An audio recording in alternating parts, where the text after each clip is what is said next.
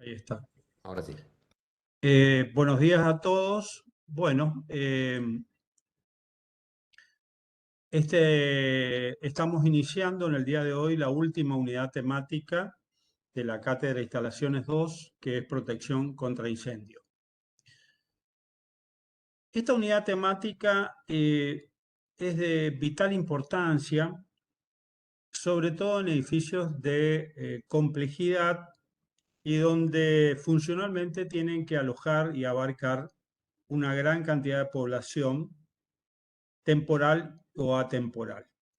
Esto significa que sean edificios de departamentos, edificios de oficinas, centros comerciales, centros culturales, estamos hablando de objetos arquitectónicos que demanden grandes superficies, pero también espacios grandes donde alojan en determinado momento y en determinada cantidad de tiempo gran cantidad de personas compartiendo determinadas funciones. Se puede decir que a través del tiempo, a principios del siglo XX y también empezando el final del siglo XIX, los edificios no contemplaban esta situación y la tecnología de los materiales no tenía tanto desarrollo industrial y tecnológico. Constantemente, al no tener contemplada esta particularidad fundamental en todos los edificios, que es la seguridad, estos edificios vivían constantemente incendiados, generando catástrofes, inclusive gran cantidad de vidas muertas, vidas perdidas, a consecuencia de no tener contemplado un sistema de seguridad contra el incendio. Con el correr del siglo XX, la tecnología avanzó, el área de la tecnología de la arquitectura también, y aparecieron nuevos materiales con propiedades ignífugas que permitían que el edificio tenga otra consistencia cada vez que se suscitaba el comienzo de algún incendio. Ya pasado la mitad del siglo XX, se empezó a trabajar también en una legislación pertinente para que desde lo reglamentario estos edificios tengan, a partir de determinadas complejidades y metros cuadrados, un sistema de protección de incendio acorde para las funciones, los metros cuadrados, las cantidades de personas que utilizaran ese edificio. Ha avanzado tanto la tecnología y sobre todo la parte reglamentaria que hoy por hoy esto pasa a ser fundamental y prioritario, indispensable, podríamos decir, que todos los edificios ya a partir de 3, 4 niveles contemplen una protección contra incendios. Esta característica no fue menor tampoco en edificios que tienen pocos niveles de altura, pero tienen grandes metros cuadrados cubiertos, por ejemplo, lo que son los centros recreativos, shopping, etcétera, donde la legislación y el reglamento también fue muy, muy pormenorizado, muy persistente, pero también con mucha obligatoriedad por parte de los profesionales a cumplir estas normativas.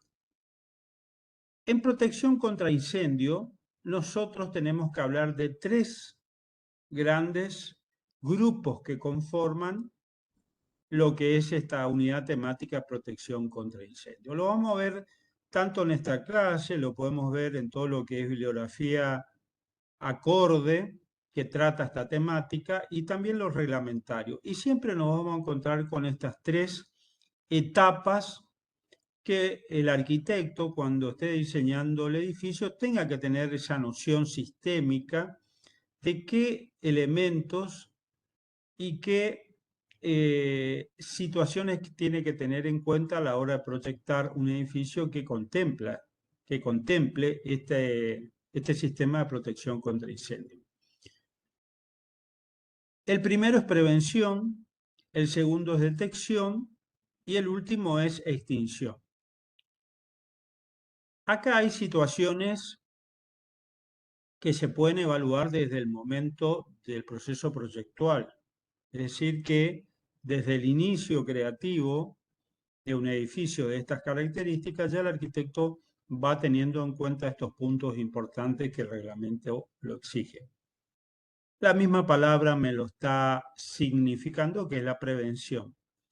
Prevención significa que nosotros tomamos todos los elementos reglamentados que se necesitan para el edificio. Obviamente acá aparecen diferentes elementos, pero también aparecen normativas de cálculo, perdón, que tenemos que tener en cuenta para que el edificio esté cubierto en todos estos aspectos. El segundo es la detección. La detección me dice que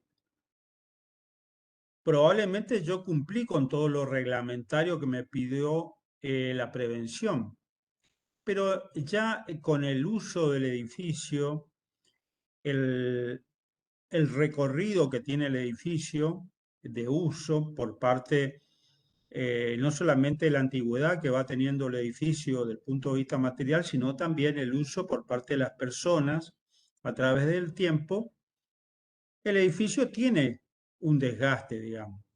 Entonces también, del punto de vista tecnológico, hay que contar con una detección. La detección me va a determinar un bagaje importante, una parafernalia de elementos que van a ayudar, van a colaborar para que el edificio pueda detectar a tiempo el inicio de algún tipo de incendio, catástrofe o siniestro que se pueda producir en el edificio.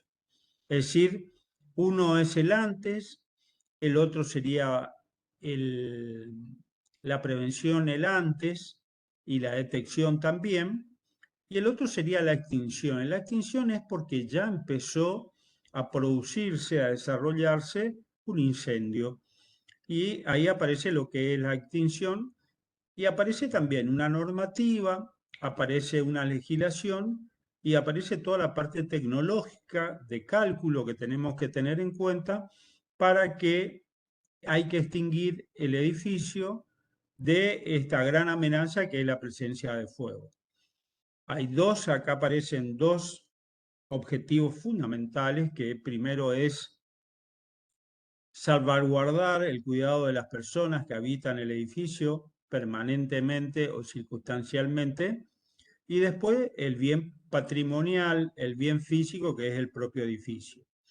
Para eso, reitero, el edificio tiene que contar con todos estos elementos pertinentes para que el edificio tenga la menor cantidad de pérdidas materiales y principalmente las pérdidas humanas.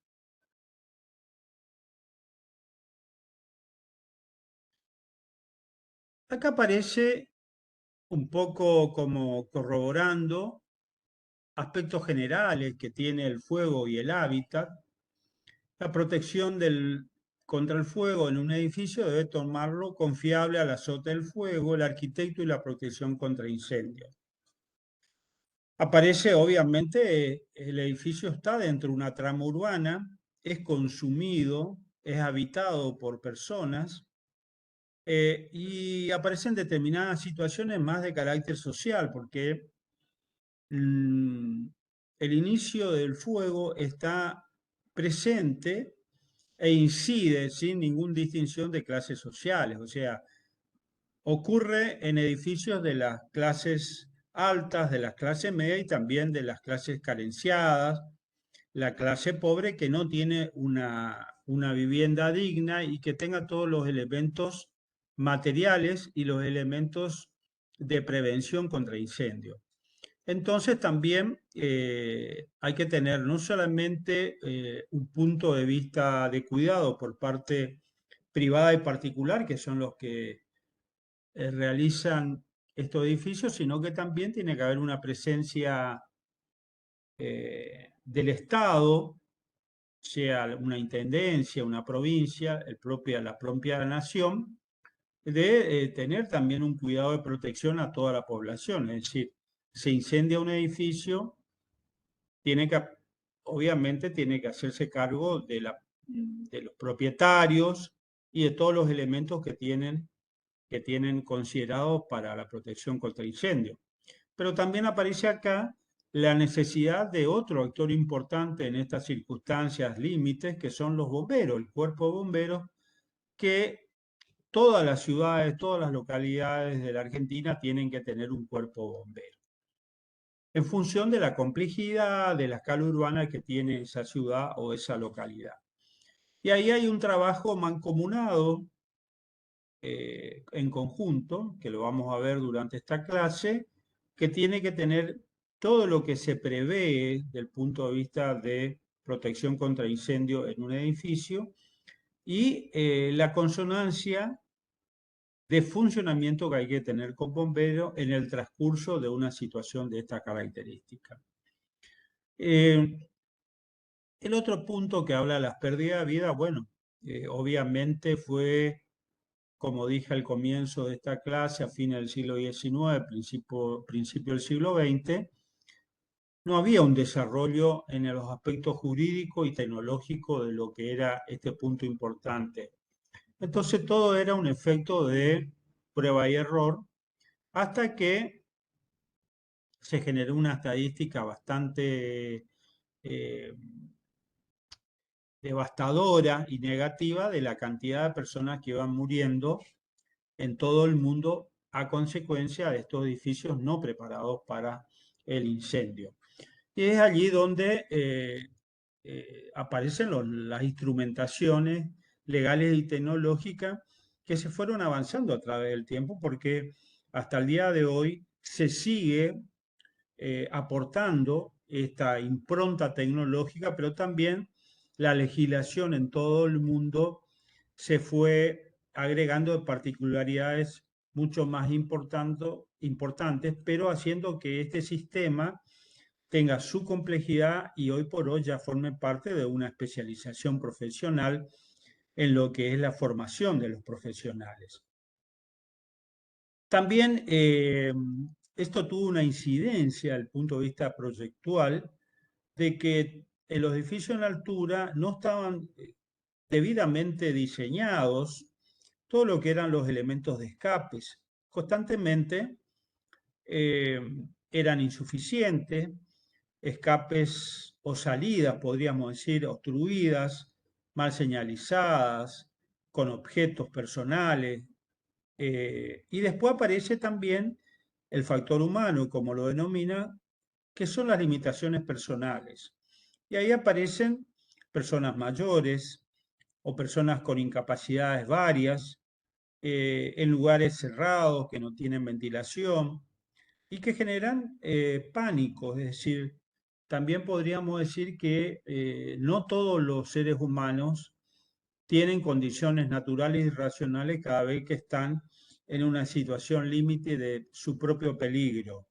Algunos reaccionan coherentemente y hay muchos que no reaccionan de esa forma, entrando en pánico, generando acciones peligrosas que no solamente atentan a lo que es su propia seguridad personal, sino que encerrados en ese propio edificio, por carácter transitivo también pasa a ser un elemento, un factor negativo y de peligro para los otros, las otras personas que comparten ese espacio crítico y con problemas de poco escape y de salida al exterior, y los que los tornan totalmente inseguros para propios y ajenos.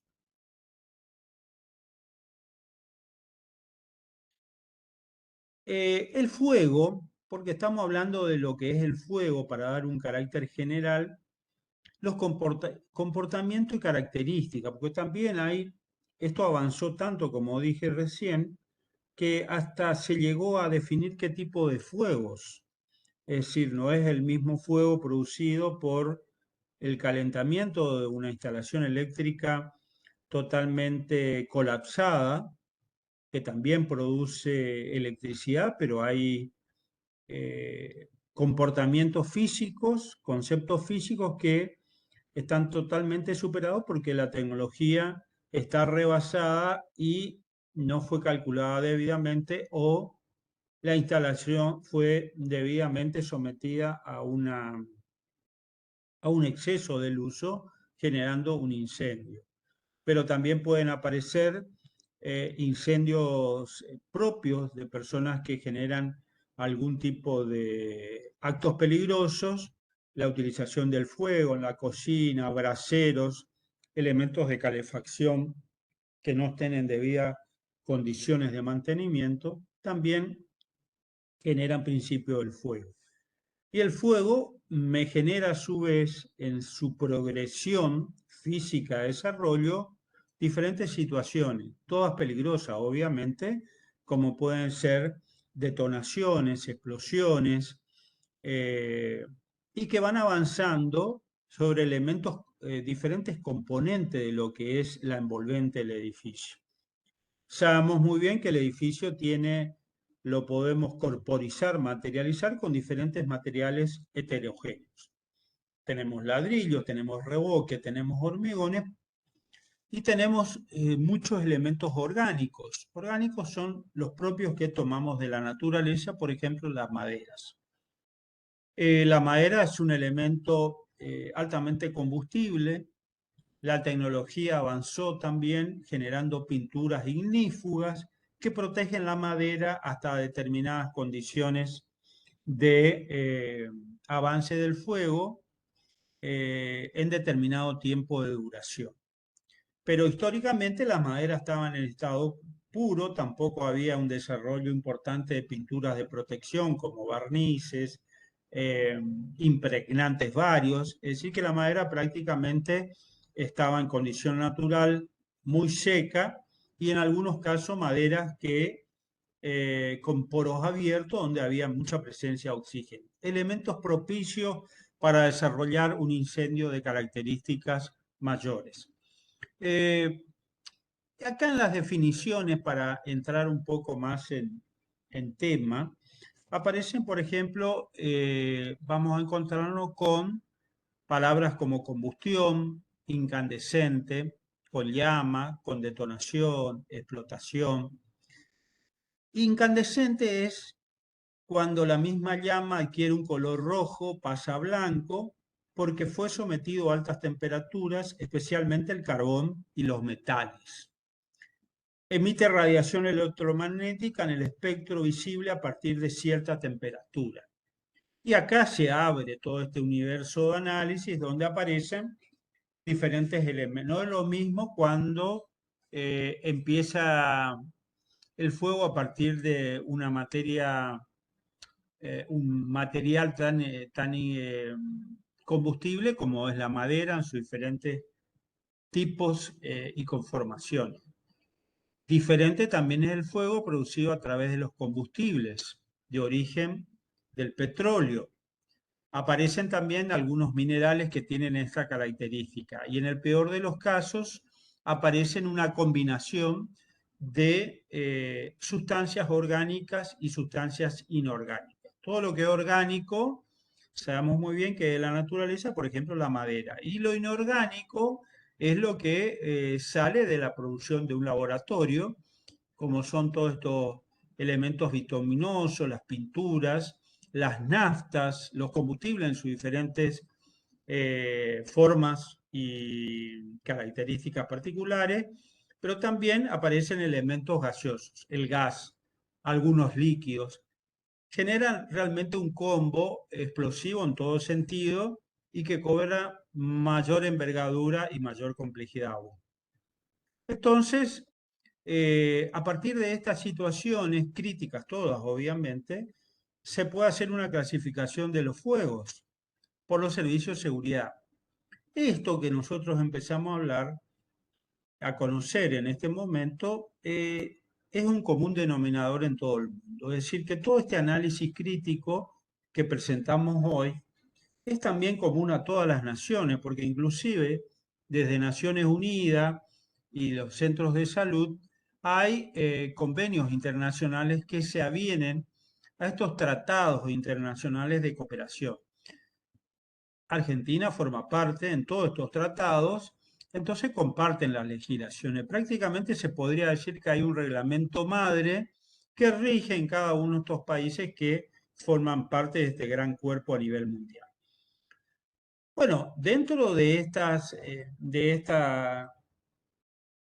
leyes, de estos articulados reglamentarios, se hace una clasificación de fuego que lo vamos a encontrar en cualquier reglamento de otro país en el mundo.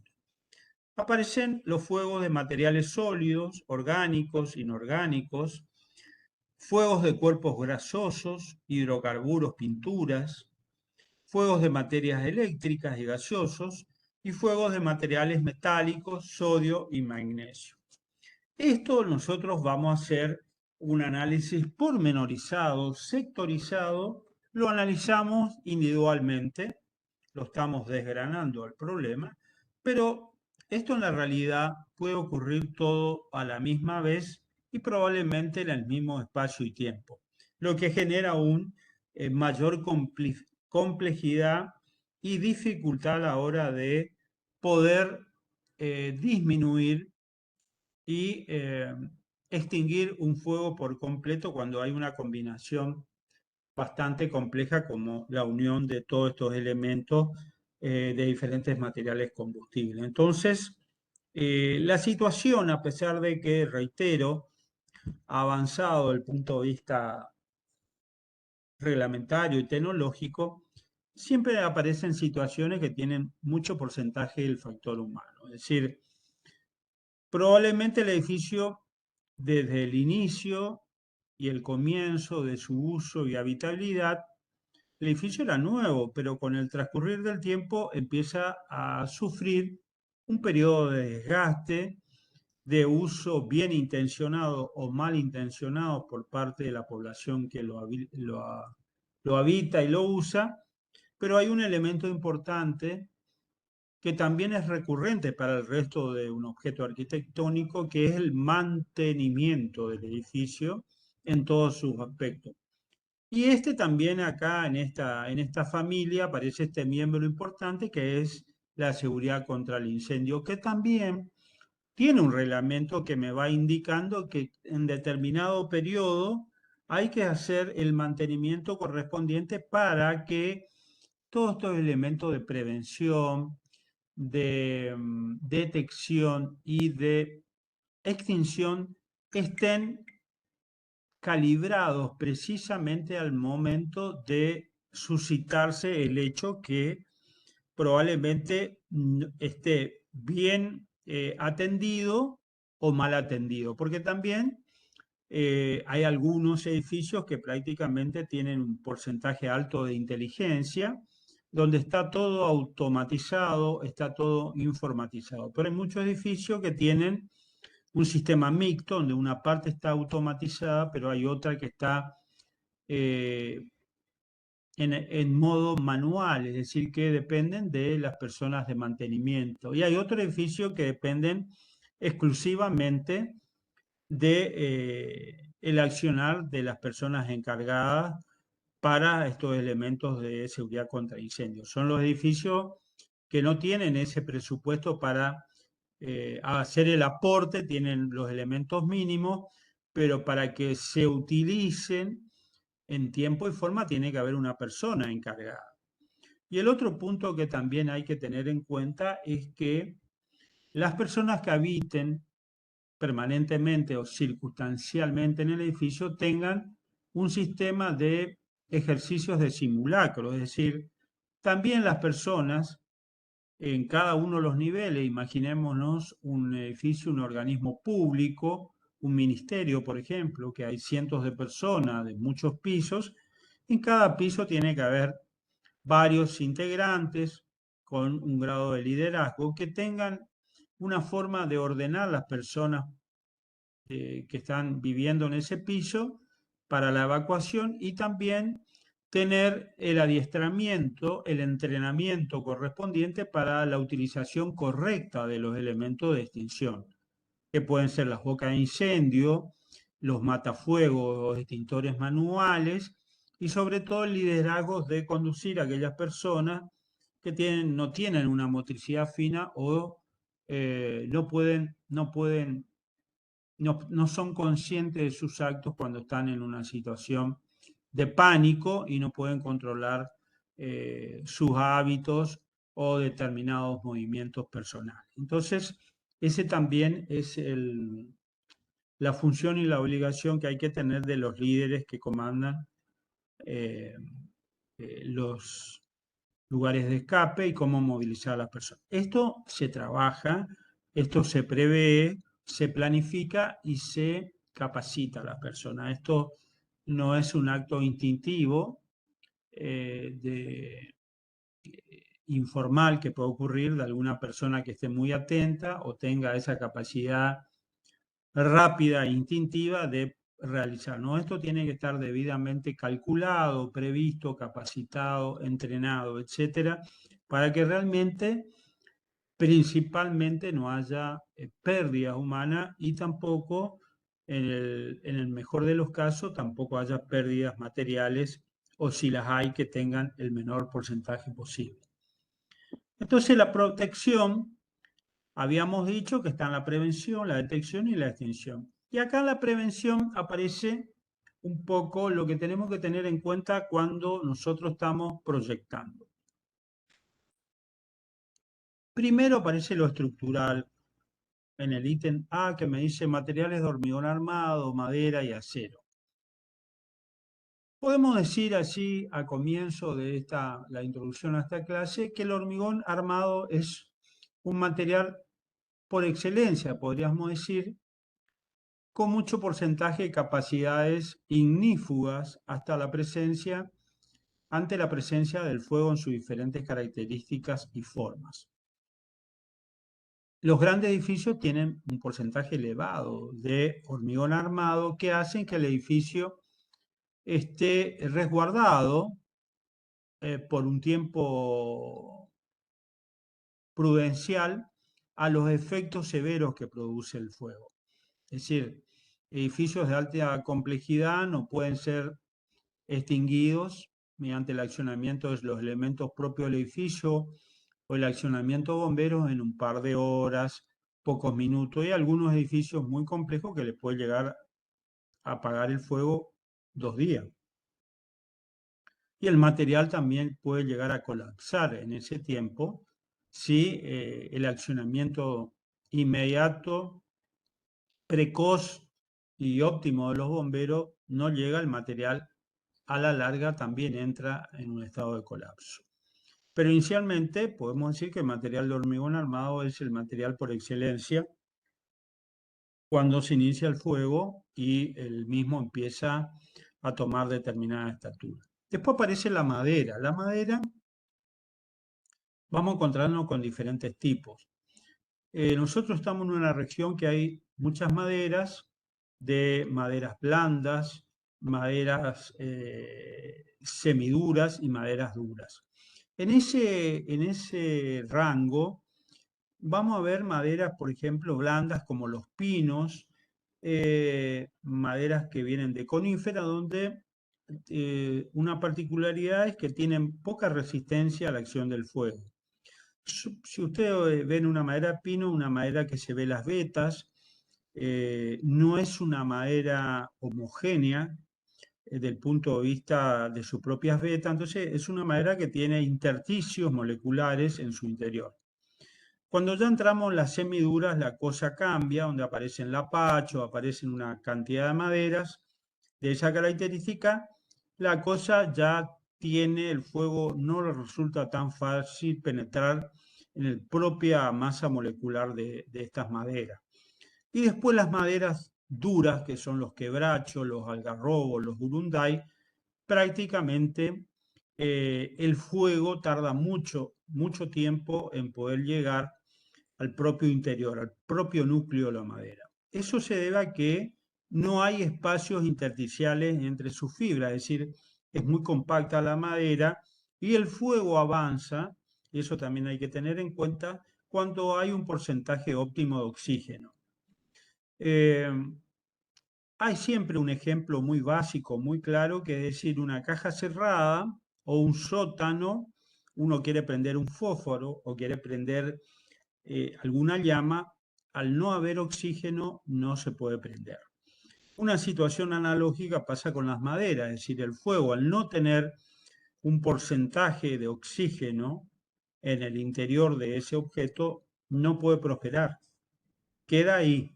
¿Y cuál es la que queda? Es la parte de la corteza exterior, que es la que es visible y que ahí genera una costra negra, que después pasa a ser también una especie de protección de el interior de la propia madera, de su núcleo.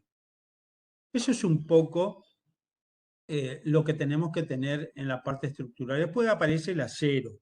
El acero, uno puede partir de la base que es el material inexpugnable, perfecto para estas situaciones, pero también tiene a determinadas temperaturas el edificio realmente empieza a debilitarse cuando tiene su totalidad de acero. El ejemplo más claro fueron las Torres Gemelas en Nueva York, que luego de ser explotadas, eh, tardaron un tiempo más que importante, se podría decir en muy poco tiempo, y los edificios se derrumbaron. Partiendo de la base de que el edificio era, la estructura era acero con vidrio. Así todo, no pudieron colapsar de la cantidad de explosivo al que fueron sometidos y las altas temperaturas por el combustible del atentado. Y ahí también el acero tuvo un tiempo de aguante, un tiempo de absorción del fuego, pero después lentamente ese acero se fue doblando, se fue retorciendo y posteriormente terminó derrumbándose. Después vienen las instalaciones. Las instalaciones obviamente dependen todo de una fuente energética convencional que es la energía eléctrica. Ahí aparecen todos los elementos de acondicionamiento, de confort que tienen que tener los edificios, que son el aire acondicionado, las instalaciones eléctricas en sus diferentes formas, que pueden abastecen todo lo que es acondicionamiento, pero también está todo lo que es la parte luminotécnica, que abastece de luz en todo el edificio. Aparece el gas también como otra fuente energética que sirve para todo lo que puede ser de provisión de cocinas en el edificio. Puede ser también la utilización para la calefacción, si tiene un sistema de caldera, tiene un sistema eh, de losas radiantes, de calefacción, radiadores, sistema de calefacción donde el gas también forma parte y el vapor de agua forma parte de elementos, unidades de energía que generan el funcionamiento de estos diferentes artefactos de confort. Y después los sistemas de seguridad que también son muy importantes, donde se necesita la energía eléctrica y también tiene que tener en cuenta que ellos mismos pueden generar un principio de incendio, así que las prevenciones también vienen por ese lado eh, de, de esta parte que hay que tener en cuenta en el programa de diseño de determinado edificio. Después viene el diseño, es decir, ya ahí estamos hablando de un objeto arquitectónico definido, conformado, donde desde el proyecto edilicio se piensan los materiales, las terminaciones, la decoración y el mobiliario. Bueno, y ahí también estos elementos que son los elementos visibles, lo que terminan vistiendo los diferentes espacios interiores, que la mayoría son a partir de elementos muy combustibles y orgánicos, como las maderas, aparecen elementos de tapicería que son textiles, muchos de ellos son de fibras naturales, hay otros combinados de carácter mixto, con acrílicos, con plásticos. Son todos elementos que tienen alto nivel de combustión. que es lo que termina decorando, lo que termina vistiendo el propio edificio. Y eso también, a pesar de que uno se focaliza en la estructura y en la materialización de ese propio objeto arquitectónico, está la imagen que deja el edificio, bueno, el mobiliario, la decoración, la presencia, tiene que tener un aporte de determinados elementos. Y esos elementos, convengamos, y hay que tener también darle la importancia correspondiente, son elementos combustibles. Las pinturas, eh, el cortinado, las alfombras, los muebles, etcétera, etcétera. Bueno, ese primer grupo de prevención es lo que tenemos que tener en cuenta a la hora de lo que estamos realizando en el proceso proyectual. Entrándonos en el segundo grupo, que es la detección, ya ahí nos metemos en una franja netamente tecnológica, es decir, ya el edificio yo lo tengo conformado, lo pensé, lo desarrollé y lo tengo que llevar a la práctica, pero tengo que ver determinados ámbitos donde yo tengo que determinar los lugares potencialmente peligrosos que pueden sufrir ante la presencia del fuego. Y eso también está reglamentado, convengamos, y tenemos que tener los diferentes detectores. Si tenemos un edificio de departamentos, los detectores están en los lugares públicos, o sea, los lugares de servicios comunes, como son los paliers, las escaleras, las conexiones entre los diferentes departamentos, pero dentro de los departamentos también necesitamos tener detectores, porque también allí se pueden generar inicios de incendios domésticos, en este caso un departamento, pero si la persona no está o fue mal extinguido, esto puede tomar gran escala y avanzar en todo un piso, y si no vienen los bomberos, puede tomar la totalidad del edificio. O sea que amerita también colocar los diferentes detectores también en los departamentos, en los lugares privados. Después acá en este grupo vamos a ver los diferentes tipos de detectores que nos vamos a encontrar. Hay detectores térmicos, hay detectores de llamas y hay detectores de humos y otras. Acá la tecnología avanzó muchísimo realmente.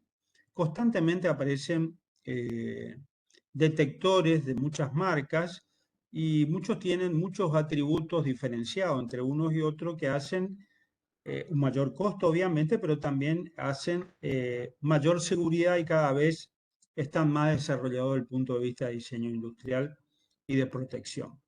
El térmico me dice que es un detector que me determina directamente un cambio abrupto de temperatura en lo que es ese interior y de repente ese espacio confinado aparece con una temperatura muy superior a la habitual. Entonces el detector ya está programado para que tenga un salto de alerta cuando se dispara la temperatura interior de ese lugar. Entonces, a partir de un diferencial térmico importante, un diferencial de temperatura muy marcado, el detector ya entra en funcionamiento.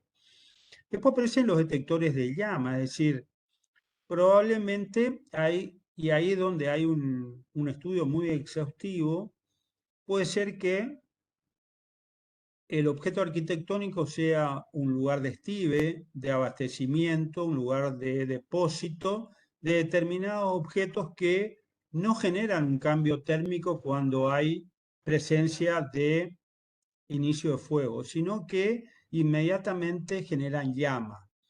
Y eso puede ser diferentes materiales, varios o combinados, que también tienen que ver mucho con los del origen plástico.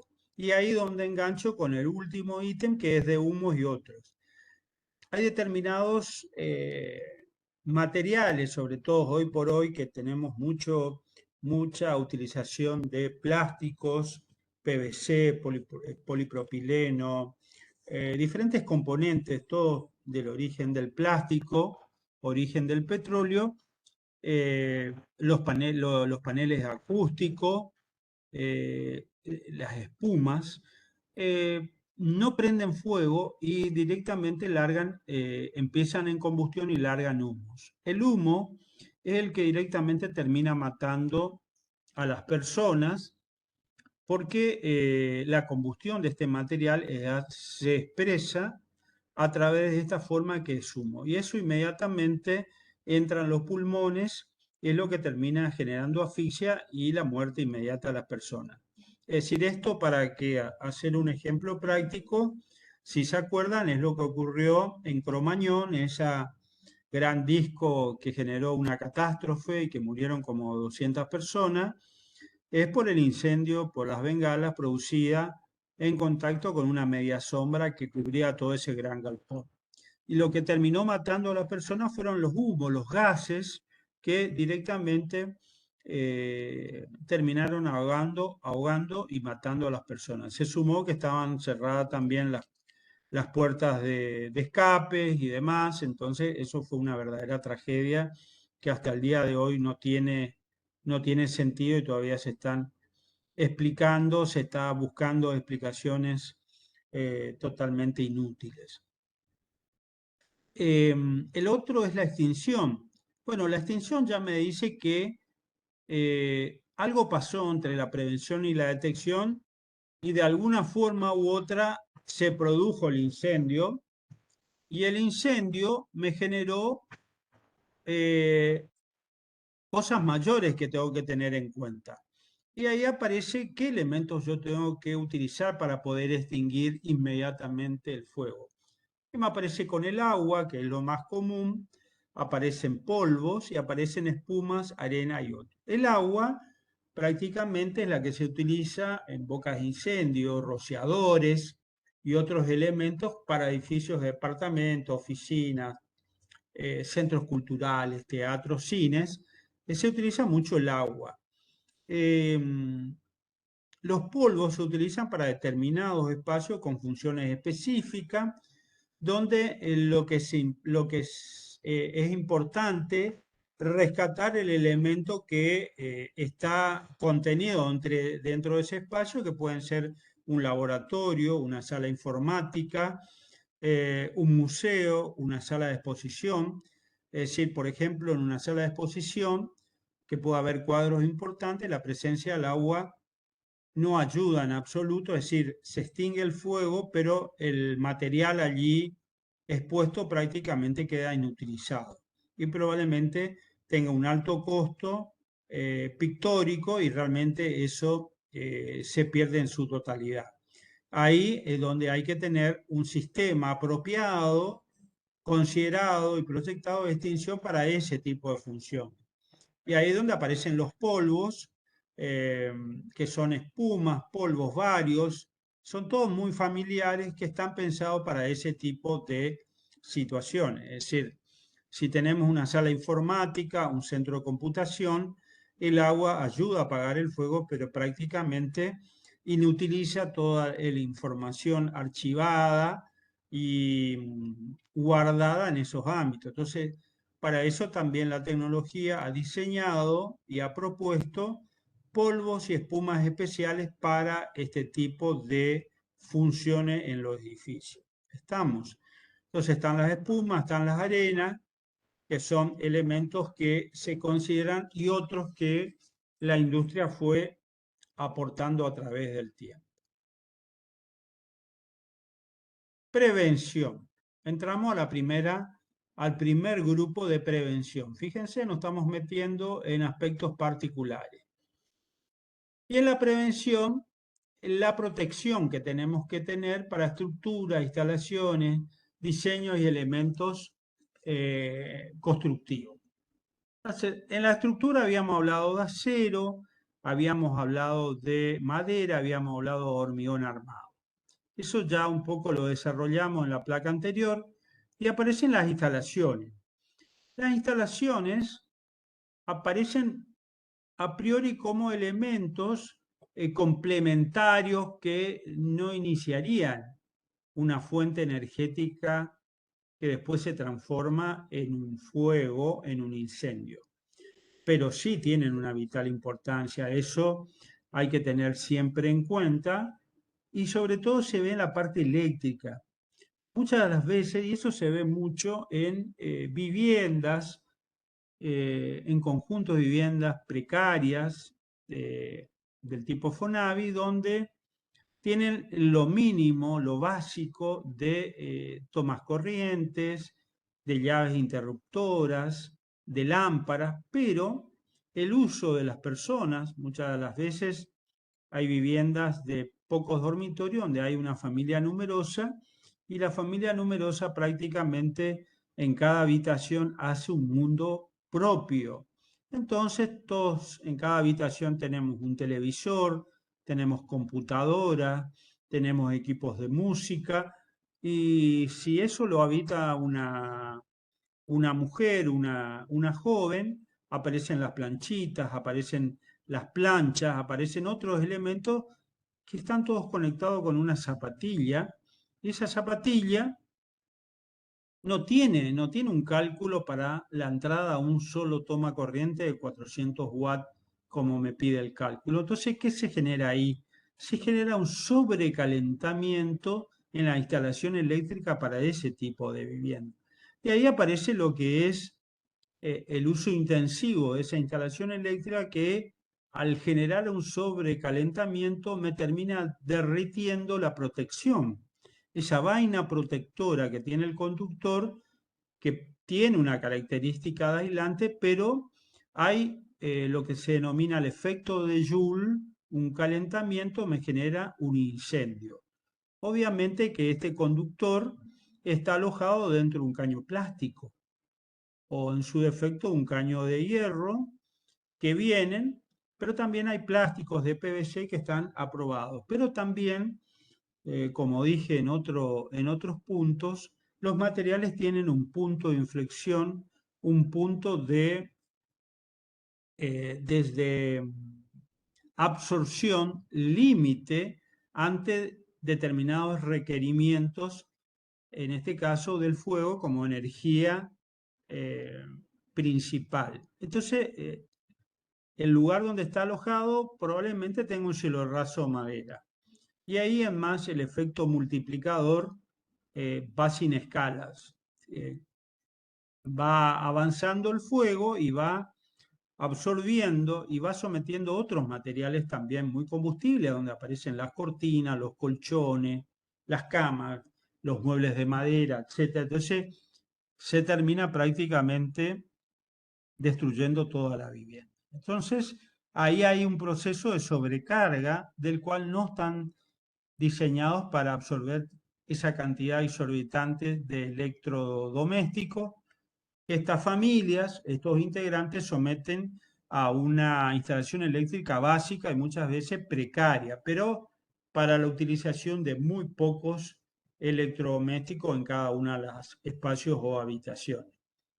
Después fallas de aislación, es decir, eh, ustedes habrán visto en instalaciones eléctricas que tenemos un tablero principal, tenemos un tablero de comando con llaves termomagnéticas, tenemos un disyuntor. El disyuntor protege a las personas y las llaves termomagnéticas protegen las instalaciones. Pero también hay que considerar que las llaves termomagnéticas tienen determinado potencial de resistencia, de amperes, y hay muchas de esas que son superadas, o sea, en el comercio. Y también cada tanto hay que cambiar, porque el material tiene una vida útil, no es eterno. Eso se denomina lo que dije recién, que el mantenimiento que hay que hacer en cualquier escala que tiene el edificio proyectado, desde un gran edificio hasta el otro extremo de este gran arco arquitectónico, que es una vivienda humilde, una vivienda de un barrio colectivo. Entonces, eso es lo que hay que tener en cuenta de esa característica que es el uso humano. Y después los circuitos deficientes, porque también con el tiempo estas viviendas, los propios dueños o propietarios van cambiando los circuitos, agregan, amplían la vivienda, pero la instalación de base está pensado para una determinada cantidad de tomas corriente y para determinados metros cuadrados que tiene la vivienda. Entonces eso hace que me genere una cantidad de circuitos deficientes, sobrecarga, y empiezan a fallar las hilaciones y todo lo que corresponde a toda esta parafernalia eléctrica que la industria provee. Aparece la calefacción también en este aspecto de tener en cuenta dónde tiene que ver mucho el circuito de ventilación. Siempre se aconsejo, habrán visto ustedes cuando tienen radiadores, cuando hay la utilización de gas, carbón o son eléctricos, siempre dejar alguna rendija abierta a la habitación que no esté completamente cerrada, porque la calefacción genera un consumo de oxígeno y puede generar una muerte por asfixia en la persona que está durmiendo en esa habitación. Entonces, no hay una corriente circulatoria donde se genere ese encierro, donde la propia funcionamiento de este radiador me termina consumiendo el oxígeno que necesita cada una de las personas. Hay que hablar siempre que lo que mata a las personas no es el fuego, salvo que uno caiga dentro de una caldera y muera calcinado, pero en el mayor de los casos muere por asfixia. Es decir, ¿qué pasa? Este humo, este vapor, ingresa a los pulmones y ocupa el espacio del oxígeno de las personas que necesitamos para vivir, para respirar. Es allí donde la persona es lo que se denomina muerte por asfixia. Mueren porque la cantidad de humo alojado en sus pulmones es la totalidad y totalmente desplazó al oxígeno que necesita el ser humano. Aparecen también acá en este rubro de instalaciones el aire acondicionado. El aire acondicionado, sobre todo, no solamente en nuestras viviendas particulares, sino que también hay que tener vital importancia cuando estamos hablando de estos espacios de gran contención, espacios contenedores de muchas personas, el mantenimiento, los filtros. También sabemos muy bien que avanzó mucho la tecnología de todos estos aires acondicionados, lo van a ver muy bien en instalaciones 3, de aires compactos. Anteriormente estaban los fine coil, artefactos de aire acondicionados vetustos, grandes, eh, equipos de mucho espacio demandante, pero también de carácter mixto. Al ser grandes estos grandes aparatos de aire acondicionado, había que hacer, al estar el exterior, las unidades externas al exterior, estaban en contacto con la naturaleza, constantemente lleno de polvo, de tierra, de hojas, de ramas, generaban elementos secos. Y acá hay que pensar que también eran elementos de inicio de fuego, porque elementos que a través del tiempo, al estar extremadamente secos, el aire acondicionado tiene motores, tiene bochas, tiene compresores, generan calor, levantan una gran cantidad de energía calórica que también me puede producir el origen de un fuego. Al estar en contacto con hoja seca, con hojarasca, puede iniciarse un fuego importante. Entonces, eso tiene que hacerse un contralor en todo lo que son filtros, equipos, conductos y tomas de aire exterior. Son las instalaciones. Después tenemos el diseño y elementos constructivos, que son circulaciones, medio de salida, puertas cortafuegos, escaleras. El rubro escalera a través del tiempo fue perfeccionándose, no solamente desde el punto de vista proyectual, sino también formas, tamaños, características, terminaciones, y hoy por hoy ya es tan estricta la reglamentación que me pide escaleras de incendio, que no todos los edificios están en condiciones de tener una escalera extra, sobre todo porque hay un condicionamiento del lugar de implante del edificio. Y eso se suscita y se ve constantemente cuando el edificio está entre medianeras, donde el arquitecto tiene, o el equipo proyectista tiene que hacer malabares para poder meter una sola escalera, inclusive, que hace las dos veces de escalera de circulación, pero también de seguridad. Pero la mayoría de las veces el reglamento me pide que haya dos escaleras, una de circulación principal y otra de evacuación exclusivamente para situaciones de incendio. Y ahí vemos escaleras internas, exteriores, mecánicas, presurizadas. Se abre también un universo muy vasto y con mucha tecnología de avanzada a través del tiempo. Después aparecen todos los elementos de sectorización que pasa a ser la señaléctica, que es, se podría decir, el rubro advertencia cuando ocurren estas situaciones.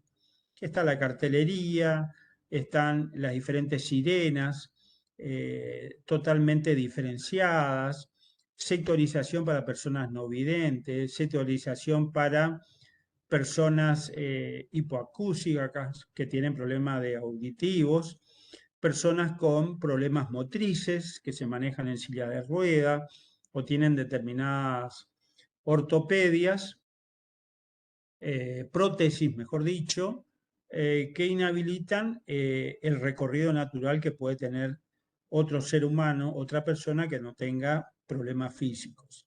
Después aparecen los puentes aéreos y los cables aéreos, que son elementos complementarios que puede tener el edificio conectado con otro edificio, son alternativas de escape en situaciones eh, para edificios complejos realmente. No todos tienen considerado esto porque estamos hablando de edificios que ya tienen que tener otra complejidad, otra jerarquía.